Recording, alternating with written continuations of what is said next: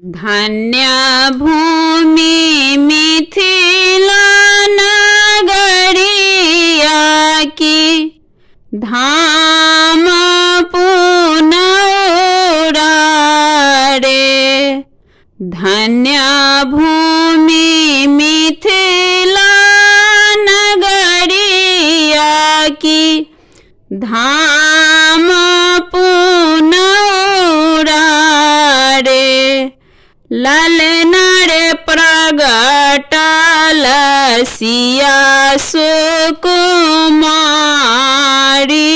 की धरनी गोदिया रे। ललना रे प्रगटल सिया सुकुमारी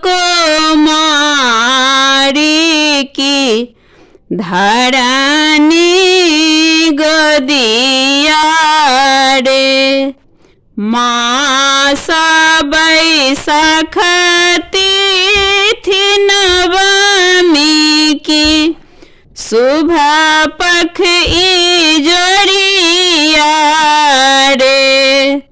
मास बैसाख तिथि नवमी की शुभ पख इजोरिया रे। ललना रे हरखी राजा रानी की देखी सिया सूरतिया रे। ललना रे हरखी राजा रानी की देखी सिया सूरतिया रे। बरसल सुधान बधार की तृप्त भेल धरतिया रे।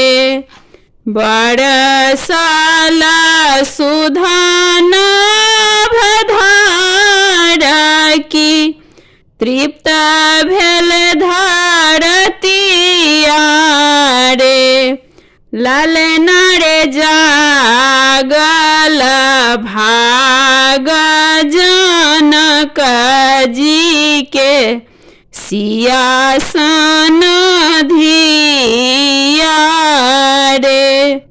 ललना रे जागल भाग जनक जी के सियासन धिया रे। आवल आनंद कबर खाकी मंगल भेल घर घर रे।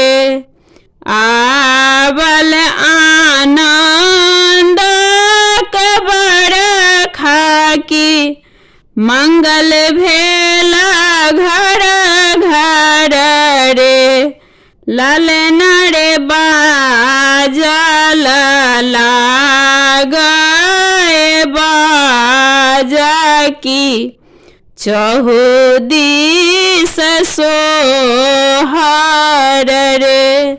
ललना रे बाजल लागे बाजा की चहुदिस सोहर रे। धन्य भेल कवि वर माधव की मांगत बधैया रे। धन्य भेल कवि वर माधव की मांगत बधैया रे। ललना रे आजू लगे सुहावन आंगन दुआरिया रे। ललना रे आजू लगे सुहावन न अंगना दुआरी